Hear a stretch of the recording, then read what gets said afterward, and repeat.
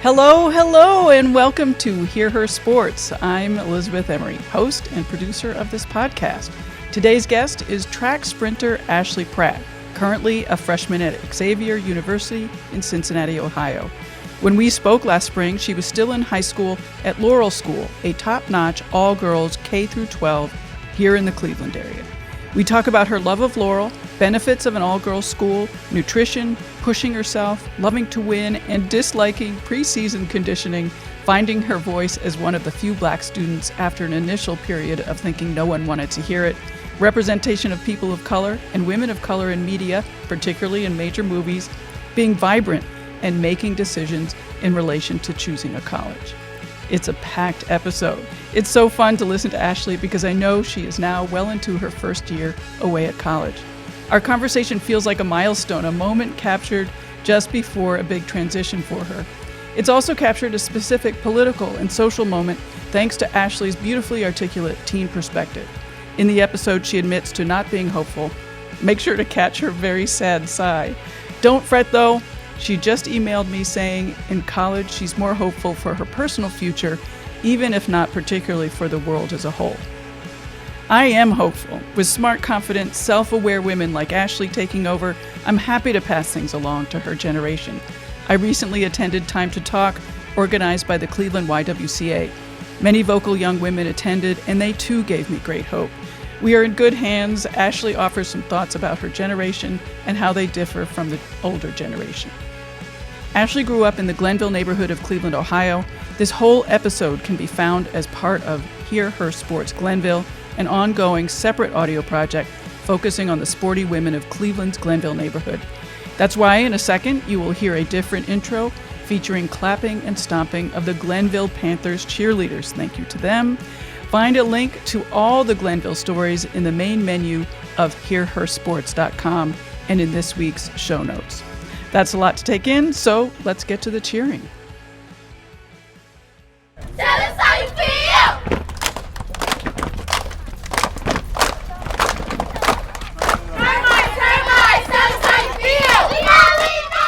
This is Hear Her Sports Glenville, a neighborhood stories project sharing the power of sports for girls, women, and for communities.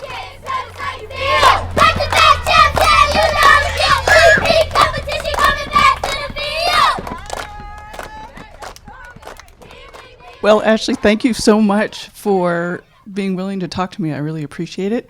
Could you introduce yourself, say your name, and just introduce yourself. I'm Ashli Pratt. I am a senior at Laurel School. I live in the inner city Cleveland. I'm 17. Excellent. So what's your sport?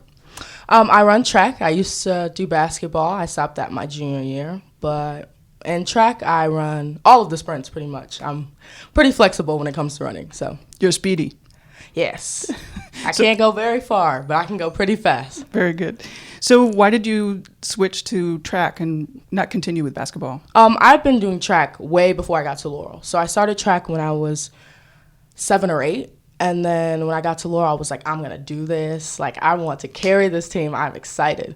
So when I hit my middle school year, I took a break from running AAU because I used to do AAU. So that was during the summer all year long. I quit that when I got to high school. And then when I got to high school, I don't know. I was like, maybe I should keep doing this. I kind of had a lot of fun with it, and I really love the team environment at Laurel. So, you started track at 7 or 8. That sounds really young to me. Yeah, I did it AAU, so it wasn't like on a travel team or anything. It was just that, I like doing it for fun. I'd always done it, and one of the coaches that I know started a team, and I was like, I definitely want to join. Why not? What's AAU?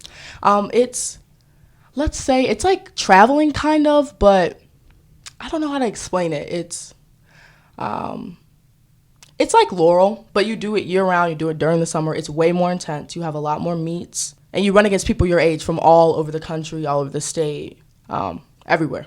Wow, that's awesome. Okay, so you came to Laurel and you decided to focus on track. When did you start at Laurel? I started at Laurel in the 4th grade. In the 4th grade, so pretty young. So I stopped doing AAU in the 8th. I'm more so focused on, bringing my skills here and not trying to compete with Laurel, but actually be a part of Laurel and be a part of the team. Can you walk me through one of your Laurel practices? Oh, geez. Actually, I just had one yesterday. Typically, it starts around 4 o'clock. We get there, we warm up, we do like 2 laps, we stretch, we do all of that, and then immediately we break off into sprinters, hurdlers, or distance runners. And I'm in the sprinters group. And normally we do really fast relays all the time. So we'll do like a 200, we'll do 8 200s, and then that'll be the end of practice. Then we go lift, or you do an ice bath or something like that. And then you go home around 5:36. So you lift too? Yes. At school? Yes. Do you like lifting? I do like lifting. Actually, that's my favorite thing to do. Really? I love after practice. I'm like, yes, time to get some abs, my summer body. What do you like about lifting? I love lifting too. What do I like about it? Yeah. Let's see. We have another campus, and that's where we go to do all of our sports. So I love the trainer there. He's kind of intimidating, but I like people who intimidate me. I like people who like challenge me a lot. So he's always like, you can do better. And I'm like, yeah, I can. You know me so well. So like, I really like that. I like the environment. I like that like no one's competing with you when you're lifting. You're kind of doing it on your own. You're at your own pace. You always have someone spotting you. It's very relaxed. You know what I like about lifting is that it's so obvious when you're better. You know, one week you're lifting 25 pounds and the next week it's 35. And it's just, there's no denying that you're getting stronger. I think that's cool. So what exercises are you doing in the lifting gym? Typically we're either doing like a lot of leg weights, or we're doing a lot of squats, everything to get us stronger, so that, you know, the stronger you get, the faster you run. So normally I do a lot of abs. I just add that to my workout. Normally he'll give us a pre-regimen for track specifically, and then I'll be like, okay, we're doing abs on top of this. So the trainer at the gym is dictating what you're Cool, that's awesome. That's very cool. And what about your teammates? What are they like? They're awesome. I love them all. It's my senior year, and they're all like, we're going to miss you so much next year. And I'm like, I'm going to miss you guys too. We do a lot of team dinners, so we're definitely all about being one. We don't like anyone to feel left out, like from the freshmen to the seniors. If you're new, you can come on the team at any time. So you might not start your freshman year, but you can start your sophomore year. And we get to learn everyone's names. We have a lot of group chats. We have a ton of group chats. We like to bring food to all the meets because fast girls get hungry. So it's definitely a great team atmosphere. Well, you mentioned food. I definitely want to talk about food. How's your nutrition? Are you good at nutrition? Does the team talk about nutrition? I tend to take my nutrition to myself. My doctor actually recommended me to a nutritionist. So I go to the school's nutritionist. Actually, I talk to Julie a lot, and I'm like, what do I need to eat in order to gain healthy fat so that I can translate it into being, you know, muscle? We really don't talk about that a lot on the team because, you know, people eat what they want to eat. We can't make them eat anything, but I like to eat, don't get me wrong, but I like to eat healthy things. So I love fruits, vegetables, all that stuff. What's your favorite breakfast? I don't really eat breakfast, which is kind of bad, but my school provides breakfast, so I really like their grits. I love grits. What's your favorite, you know, sort of on the go, you don't have time kind of meal or snack? I would love to say yogurt, but I don't like it. My mom always tells me, like, take this yogurt. And I'm like, oh. So I normally like protein packs that come with, like, meat and fruit and some type of, like, dark chocolate because, you know, I like those type of things. So you're not a vegetarian? No. Very good. So what's your favorite thing about the sport? My favorite thing about the sport? That varies from team to team. When I was younger, I was like, my teammates. Now it's like, I like to win. Like when I was younger, I was like, oh, I love to compete. Yay. I don't care what place I get as long as I get to compete. Now I'm like, it's go time. I'm ready to win. Like I like pushing myself. And if it takes me running against faster people every single time I compete, then that means I'm going to push myself even harder. So I definitely love to compete. When I don't win, I'm okay with it too. But I just know that I have to work harder in practice. So. What do you like about competing? Because not all athletes like competing. Mm-hmm. I think I like the adrenaline rush I get. Like in some of my races, like the 100, for example, I'm like, oh, yes, this is the first race of the day. Like I'm so excited. And then I get to the 4x1 and I'm like, okay, like I have 3 other people that I'm depending on and that I need to not let down. So it definitely depends on the race. Like the 4x1, I love it to death because it's very cohesive. Like, you have to have all the parts working at one time. And typically I'm the anchor, so I'm like, I cannot let them down. I cannot let them down. I cannot let them down. So, yeah. And what do you like least about your sport? Training before the season starts. I hate conditioning. I hate it. Like, you can ask any of my coaches. They'll literally be like, she complains every day. I'm like, I can't do it. Oh, I have to, like, because sometimes if I'm not conditioning with the team, I condition on my own. So, like, over spring break, they gave us a regimen to work out to, and I was like, I have to do it, but I don't want to do it. This is spring break. Like, I want to take a break. So, definitely that. Like, I mean, I appreciate it once the season starts because I'm like, I'm already in shape. I'm already going. But doing it, I'm like, ugh. What don't you like about it? I don't know. It's just, like, I don't like working out by myself. And so, like, over breaks and stuff, I'm normally by myself. And I'm just like, I don't know. I just feel like when I'm alone, I don't push myself as hard, which I feel like is a bad thing. But I don't know. I just need that person who's challenging me all the time. I'm like, yes, tell me, go, run faster, you know? I think that's a typical sprinter attitude. You know, you need that person right next door to fight with. Yeah. You said that you were not good at going long distances, so I assume that you're not a cross-country runner also. No. I tried that my freshman year. My dad was like, try it. It'll make you better at sprinting. And I was like, okay. I went to one practice and I was like, no more, Dad. No more. I can't run that far.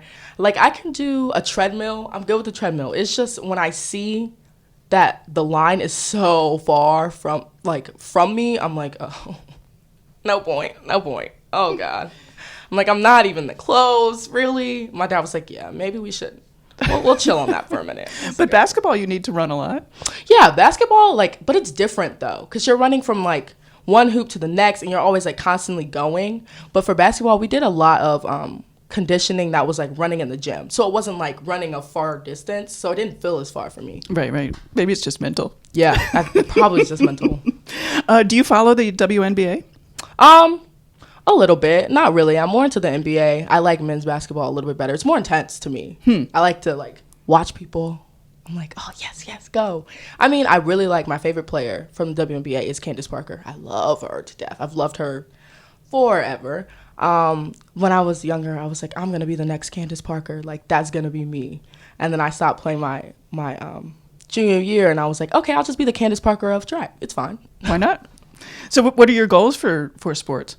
Well, right now, since I'm looking at colleges, I would like to run track in college. So that's my next immediate goal. But I don't know. I'm not really. A lot of people are like, don't you want to go to the Olympics or something? And I'm like, no, not really. I just I like to run because it's fun for me. I don't ever want to run because I feel like, it's too much pressure or I don't like it anymore. That's what I told myself. I was like, I'm never going to do something that I don't want to do just because I've been doing it. So.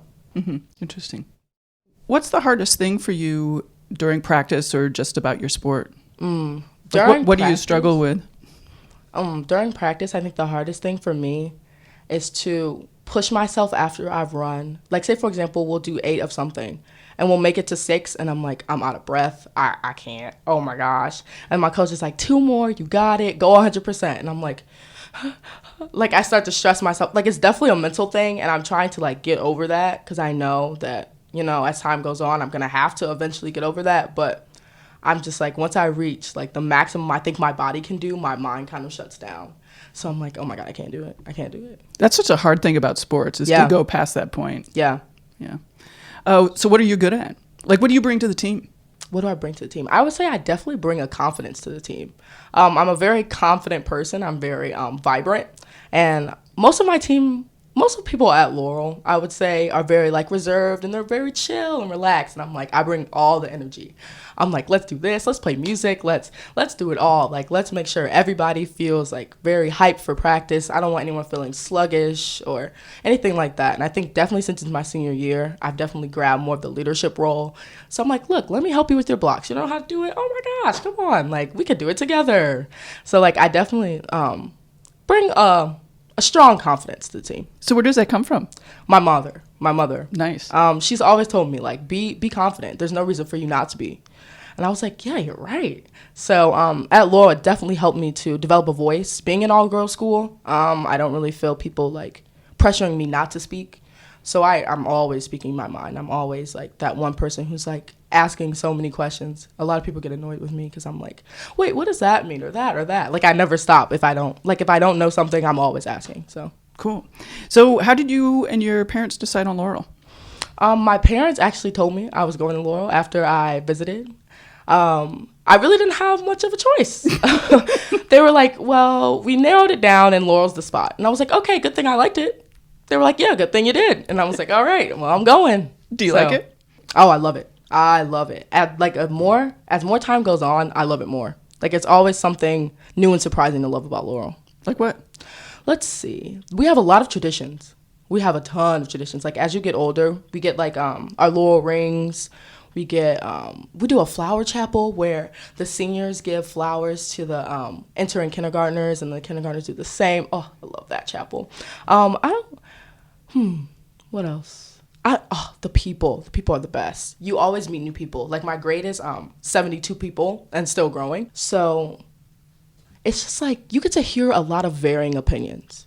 And sometimes it can be like, oh, like sometimes I raise my hand and people be like, oh, I heard you already. But then I'm like, I'm trying to empower other people to speak.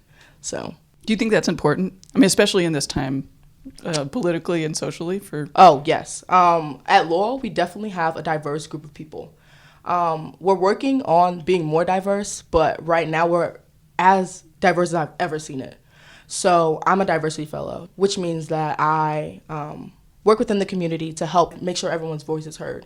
So I think that definitely at Laurel, we have our fair balance of liberals and conservatives. We have our fair balance of black and white and Asian and all of that. And I think that having everyone's voice be heard is very important. Do you as a class and as a school, I mean, is it helpful for everybody to hear all those opinions? Like, do you guys talk about the variety of opinions and how to sort of take that in and accept the variety of opinions? Yeah, for sure. We talk about it all the time. Like, we have a lot of chapels, which is like where we all meet as an entire upper school. And we talk about how people need to listen, but also they need to respond, but respond thoughtfully. Don't respond out of anger. Don't respond out of spite. You need to listen to someone first. And I think we've come a long way. Because, like, my freshman year, I was like, I'm never speaking. I'm so scared. I was one of the few black girls at Laurel. And I was like, people don't want to hear my opinion. Like, I'm going to be silenced. Oh, my God. But then as time went on and I started to learn and gain more respect within my community, I started to encourage other girls who were freshmen, or encourage other girls that I saw maybe were having opinions in small groups but weren't bringing their opinions to the table in big discussions, to be vocal, because if I never hear you, I won't know your opinion. So I think that's a big thing here. That's super important, my goodness. Yeah. Do you, I mean, have you learned from people who have had different opinions? Have you changed your mind in any? I would say I have. I think coming into the upper school, I was still confident, I was still vibrant, but I didn't really have that social justice aspect in me until I met one of the girls in my grade. And she came and she talked to me and we sat down and she was like, so how do you feel? And I was like, what do you mean how I feel? I'm like, I'm fine, I'm great, living life. And she was like, no, how do you feel about this country? And I was like, whoa. Like, I never had really had those conversations with another student or a peer. And she talked to me and I was like, wow, wait, I really need to say something. I need to be that voice, because I know that I have it in me to be that person, but I also need to learn how to respect other people, how to educate myself, how to educate others in a respectful manner. And so I definitely think I developed more of my social voice, more of my social justice voice, more of my internal voice from being here. Do you guys talk about that outside of school too? I mean, do you and your friends talk about that? Yeah, I think so. We talk about it a fair amount out of school. It's more like we talk about more the current events out of school than like what's going on actually in school. So we'll be like, oh, did you see what happened on the news? How do you feel? You know? So it's always definitely like how do you feel before I state my opinion, so that I know, so that I respect your opinion, just in case our opinions are differing. How do you feel about the current state of the United States? I would say I feel a little depressed. I would say we have a long way to go. I just registered to vote, so I'm trying. Woo! Yes, I'm very excited about that. So I'm trying to learn all of the issues in Ohio, learn everything I can, so that when time comes to vote, I can be ready and I can have my voice and not someone else's voice inside my head.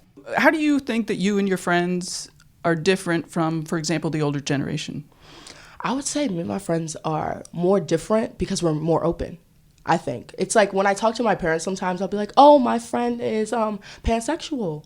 They'll be like, "Pan what?" And I'm like, "Let me break it down for you." Like, and then they're like, "Oh, okay, I got it, I get that." And I'm like, "Yes, yes." You know, like I like being that person who is available for anyone to talk to, and I think that my generation definitely has that down.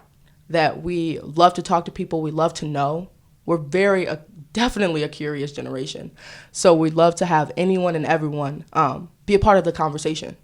Do you feel different or similar to the students in Florida from the school shooting? I feel a little different.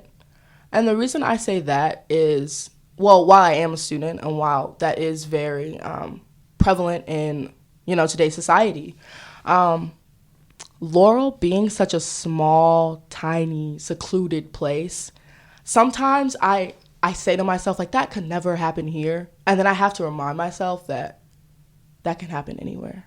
And that while I am comfortable being here, like, Laurel's like my second home. I know that while we do a lot of things to include the community, we have a long way to go. And I feel like every school around the world has a long way to go. So let's move on to where you live. You live in Glenville. Mm-hmm. What's it like living in Glenville and going to Laurel? Oh, complicated. I have a lot of friends who go to CMSD schools, and we're very different. I actually went to a charter school by Collinwood when I was younger, before 4th grade. It was called Hope Academy East. It's closed now. But that experience was great for me because I got to know people and relate to people who looked like me, who felt like me, who essentially were me, just in different bodies. And then I got to Laurel, and it was kind of like a culture shock. I had never been around that many people who didn't look like me or who had varying opinions. Like, normally in my old school, we all were like, yeah, I feel that way too, cool.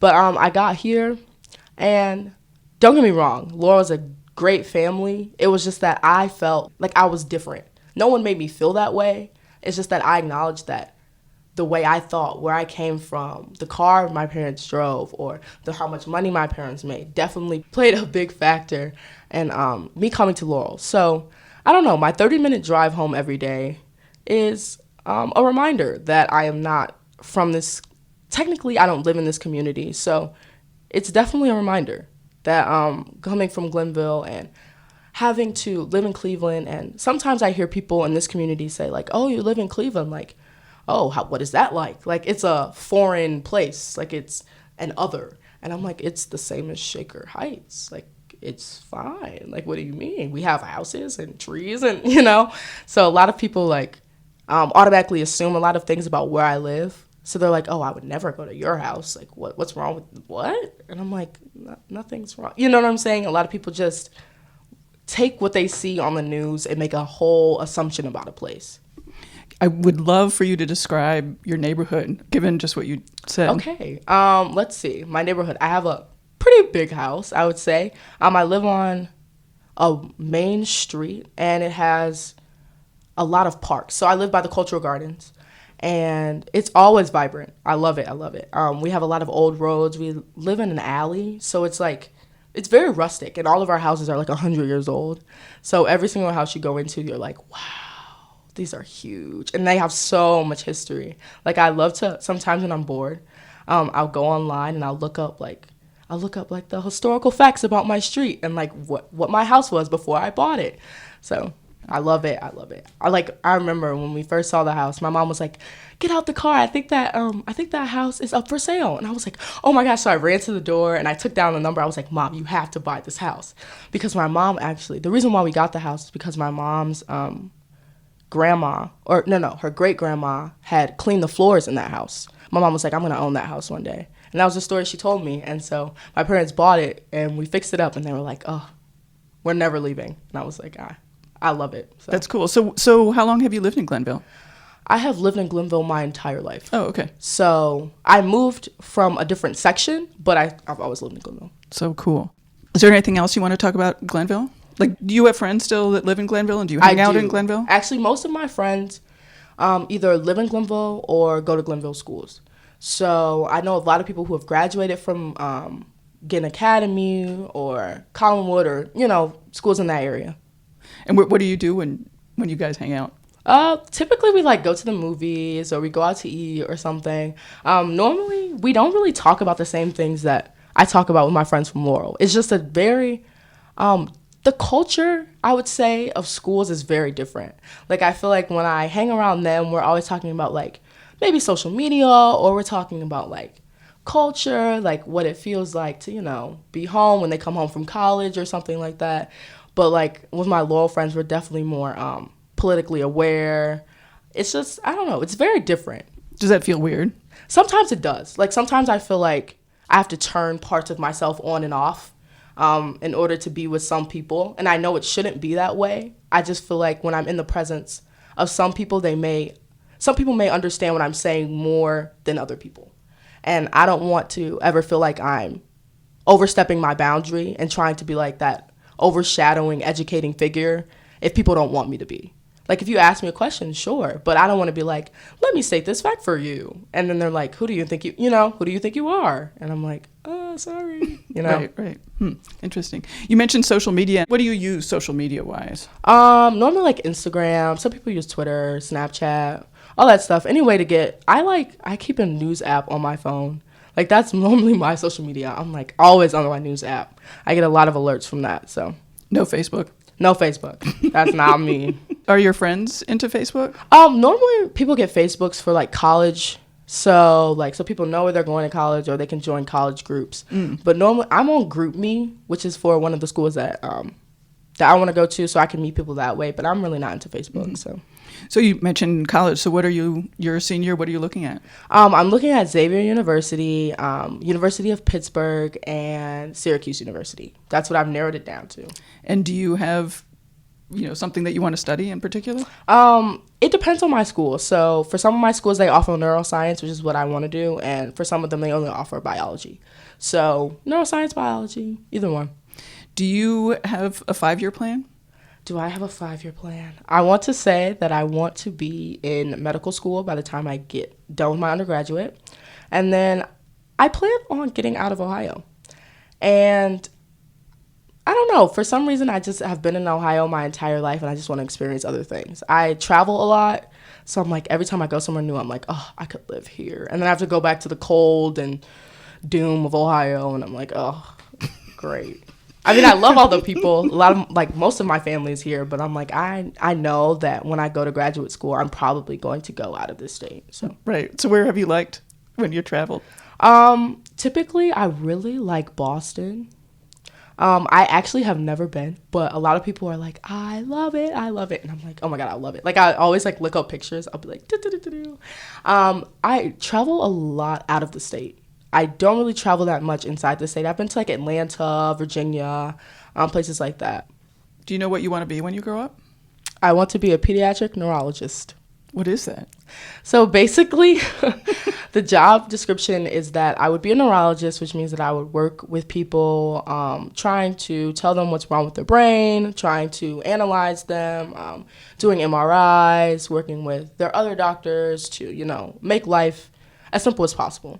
Originally, working with kids, because I'm not really that into adults, no offense. I shadowed a neurologist actually last summer, and I was well, I do love this job. I think being with kids would be so much more fun. I actually have a 5-year-old sister, so I love her to death. She's awesome. Yeah.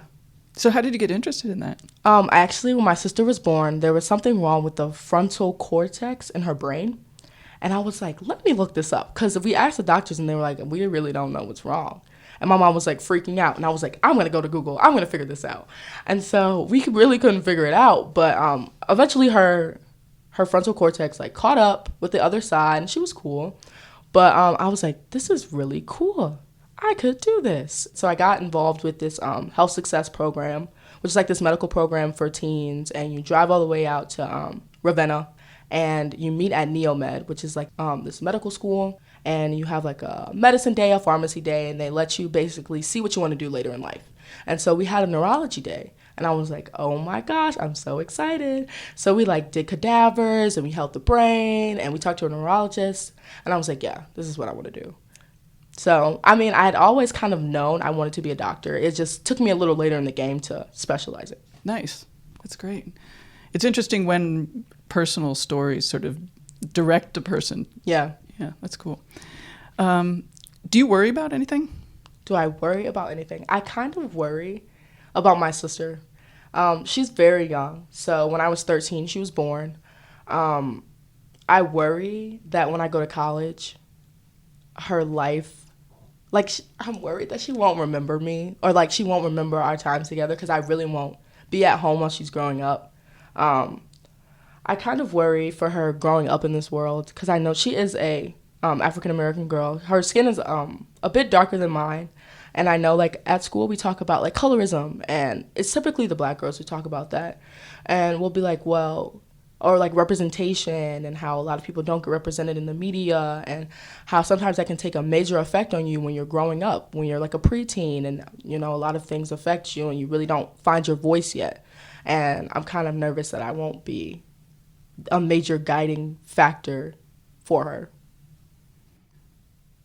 Do you have any thought, like, what can you tell me about how important it is to you to be able to see yourself in media? I think it's very valuable. I think that for me, being a lighter-skinned African-American girl, I get a lot of representation.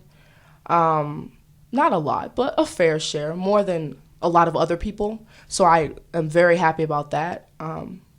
I think that when I was growing up, I definitely looked to the media. I definitely looked to people who looked like me, like Candace Parker or other people who were either in the sports world or not, doing great things. And I was like, one day I'm going to be like them. So that helped me to push myself harder. And I feel like if you don't have that representation in the media, I mean, you could be fine. You could read books. You can do whatever you want to make, you know, your dream come true. It's just that the media being so prevalent in our lives and to not be able to see yourself in that media means that maybe people don't want to see you. Maybe you're not meant to be seen. And I feel like that can take a really toxic toll on someone. Where would you like to see the biggest changes? Movies. If we're talking media-wise. I think that while Black Panther did come out, love the movie, I think that we need to see more African-American men and women in major roles. Normally they're like supporting characters or like that one funny friend or something. I'm like, why not give us, you know, the opportunity to be in movies that can make it big? Not like movies that are directed by a black director or something. Like, give us mainstream movies. Why did you like Black Panther so much? Oh my gosh, it was such a good movie. Okay, first of all, I'm very into action movies. I love them. And when I heard that Black Panther was coming out, I was like, Dad, we need to get the movie. We need to see this. So not only did I see it, I saw it once, but I also saw it twice. And I saw it with my sister, and I was like, Aubrey, like, oh my gosh, that girl looks like you. And she was like, yes, finally, because she's young, but she understands. And I think that being there for my sister and like seeing her face light up when she saw someone who looked like her, someone fighting, you know, being powerful, confident on the screen really meant a lot to me. I felt like it was a sort of a film industry changing film. Yeah, I definitely agree. Do you have any thoughts about the Me Too movement and discrimination? And do you guys talk about that, you and your friends? We have talked about that, actually. We like to call ourselves a feminist school, being an all-girls school. So we definitely talked about it, and we actually had some people from our community tell their own stories about how when they were walking down the street, they were catcalled, or how, you know, just little things that normally you just blow off, but then you realize that it's on an actual bigger scale. Like, it's actually a big thing that a lot of people have to go through. And I was happy to see that it was being as vocalized as it was. So, I don't know, but we also had people like myself who felt as if, we talk about this a lot, where we feel as, like, white feminism. And where we feel as if the people of color who were speaking out, their voices weren't being as heard. And we felt like Well, a black woman actually did start the movement. You didn't really hear about her. You didn't hear about her story. You only heard about a lot of the big time actresses, or it was. While I loved the movement, I just felt like the people of color were ultimately left out. That's pretty typical. Yeah, very typical. Yeah. Do you have optimism for the future? Well, I would love to say yes. I'm not an optimist. So I'm very reality. I like to keep it honest, keep it upfront with people and be like, this is how it is. So yes and no. I really would love to see major changes happen for everyone, because if changes don't happen for one group, it's not going to happen for anyone. But also I'm like, we have how many more years of this president, how many more years of people bombing other people without actual justification? How many years do we have left? I don't know. Yes and no. I mean, from the outside, being an old lady, it looks like that your generation, certainly has a lot of strengths and the personality to solve the problems we gave you. Yeah, I think we do. We definitely have a lot of personality. And what makes it even better is that we're so open. And we're so yes, say your part, say your piece, but we also know how to come together. But we also know how to be individuals. So I definitely think when we come together and we use that strength, we'll be able to conquer anything. It may take us a while, but we'll be able to do it. And you said that you wanted to be a neuroscientist. How are you going to get involved in social issues or politics, or will you? I will, for sure. I was actually just talking to my friend, and she was like, so do you ever think you'll get arrested for protesting? And I'm like, yeah, that'll probably be the one thing I only get arrested for. So sorry, Mom. I'm like, yes, in college, I think I definitely want to join a social justice group. I'm never going to let the social justice piece of me go, no matter where I go, no matter what college I go to. So I think I also want to study psychology. I'm kind of looking into a minor, but I'm not really sure. I'm kind of going to let that one guide itself and declare a minor maybe sometime. But the social justice piece will never go. Even if I don't study it in college, I think that I'm definitely going to be a vocal part of my campus. What criteria are you using to make a decision about where you're going to college? Money. I'm using location. Originally about location, I was like, I'm getting as far away from here as possible. I remember I applied to ASU, Arizona State, and that's 29 hours. And my parents were like, are you crazy? And I was like, yeah, just a little bit. And then I was like, gotta cross that off. And then I realized that I don't want to be that far away from my family. So I made it my cap is 5 hours now. So definitely a location, money, classes, what they offer, what kind of teachers are teaching there, the diversity. Yeah. Does Laurel help, and do your parents help make this decision? It's such a big decision, and it's hard to sort of anticipate what's going to happen. Laurel helped me in narrowing down the schools that I wanted to apply to, because originally I was send me anywhere, and I don't care. And they were like, you have to make a list. And I was like, okay, if I have to. So that really helped. But my parents were definitely let me be independent. Let me choose where I wanted to apply. I had to tell them where I wanted to apply, but they definitely weren't steering me in any direction, because they know that where I want to go, I have to love it. I'm going to be there for 4 years. So they definitely helped me. We just had a conversation the other day, because I realized I was about to commit to Pitt. And my parents were like, wait, hold on. Are you sure? And I was like, oh, wait, maybe not. And they were like, okay, slow down. I know you want to commit. I know you want to be done. But, you have to remember that there are a lot of factors that go into committing to a school. So I was like, yeah, you're right. So they definitely helped me in the logistics of things. But as far as, choosing a college, not really. What are you passionate about?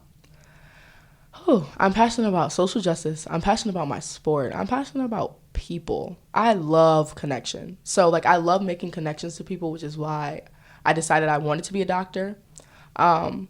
I am passionate about... I wouldn't say I'm passionate about too many things, because for me, I like to divvy up my passion. I like to think of it as a pie.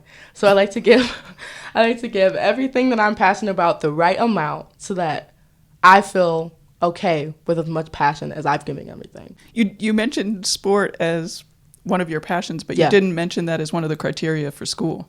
True that. But that's probably because for only one of my schools do I want to run track. So I was like, do I really, like, because I actually talked to my parents about this, and they were like, well, for one of my schools, they offered me a scholarship to run track. For the other ones, they didn't. So I was like, oh, well, I could always just do club. That's fine. And so for those other two schools, track doesn't really matter to me. I'm still going to run no matter what. But for one of my schools, it definitely matters, so. How are you going to fit sports or just being physically active, into college life? Because that's going to be a lot of studying and a lot of work, and also just, down the line. Yeah. How will you fit it in? My plan is to... School comes first. That's always. But I know that in order for me to be happy, at least in the life that I've established now, I have to work out. Like, I just have made it a part of my schedule. So I'm like, no matter what, no matter how drowned I get, like even now, like during finals week, I'll be like, I gotta go work out, guys. Like, I need a break. Like, I feel like I can never study for too long. So I know that, like, track is always gonna be that thing I go to relieve the stress or to, just run off some calories. So I'll work it in there. I'm not too worried about that. Is that why sports is important to you? Yeah. I think that, like, it's definitely a big stress reliever for me, because if I would just go home every night and just sat on the couch, I'd probably cry myself to sleep. But, like, for me in track, like, say, for example, I'm having a hard day. I go to track and I run it out. And then I'm fine after. Maybe I could, like, write a 6-page paper after. And it's definitely an energy thing. And it's definitely, like, based on the type of day that I had. If I had a down day, track might not be so hot for me. If I had a frustrating day, then that's probably the best track practice you're ever going to see me have. Are there lessons that sport has taught you?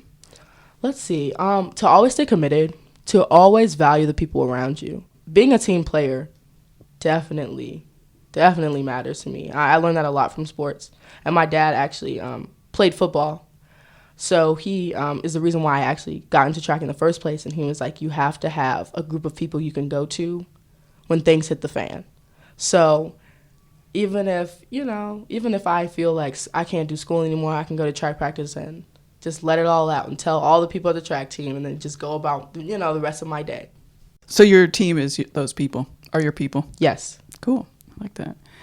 Do you have a message for listeners or advice?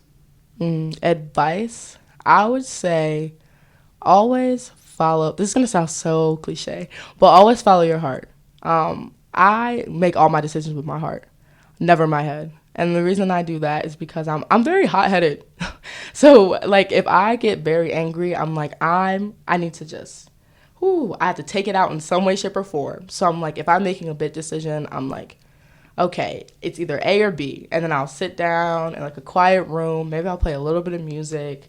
And I'll be like, heart, tell me where to go. Because I know that I want myself to be happy. Sometimes that's all it takes, is that you don't need anyone else to make you happy. As long as you're happy, you'll be fine. And everything will fall into place. Has that worked for you, making those decisions that way? Yeah. It works for me. It always has. I think that's what my college decision is going to come down to. I made a pros and cons list, and then I was like, nah, this is not my style. I was like, nah, I'll just sit down and I'll figure it out. Like, I don't know. I feel like everything figures itself out. That might not happen for everyone. Everyone might not feel that way. But I think that when it comes to me, at least, I'm like, I know whatever decision I make, I'll be fine. I'll be good. And I can make the best of any situation. So, do you meditate? I do meditate, actually, like once a week.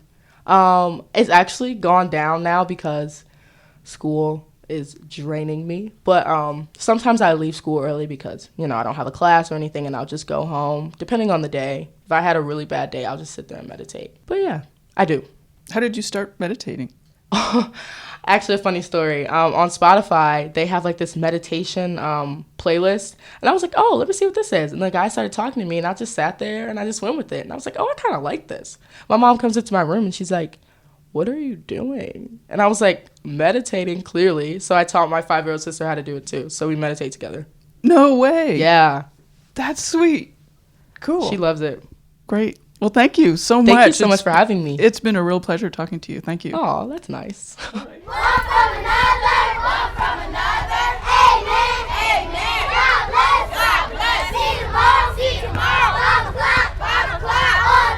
On time. Do your chores, do your chores. Hi. This conversation was recorded at Laurel School with lots of organizing by Kate Floyd, the Director of Marketing.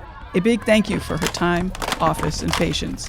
The incredible cheers you're hearing were performed by the Glenville Panthers cheerleaders. Hear Her Sports Glenville is a neighborhood stories project sharing the power of sports for girls and women, presented by the Cleveland YWCA as part of Front International. Find more, including images at hearhersportsproject.com or on Instagram at hearherglenville. I'm artist and athlete Elizabeth Emery.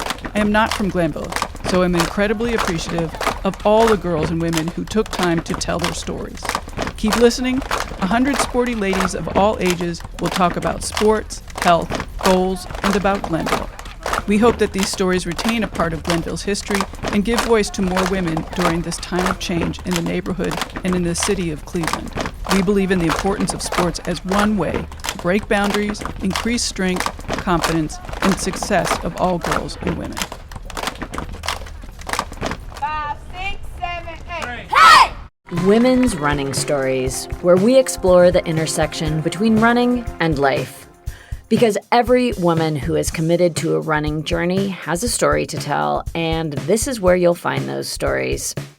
I am host and producer Cherie Louise Turner. I'm a 53-year-old runner, and together with original music by musician and runner Cormac O'Regan, we bring these inspirational stories to life. Please join us to fuel your adventures.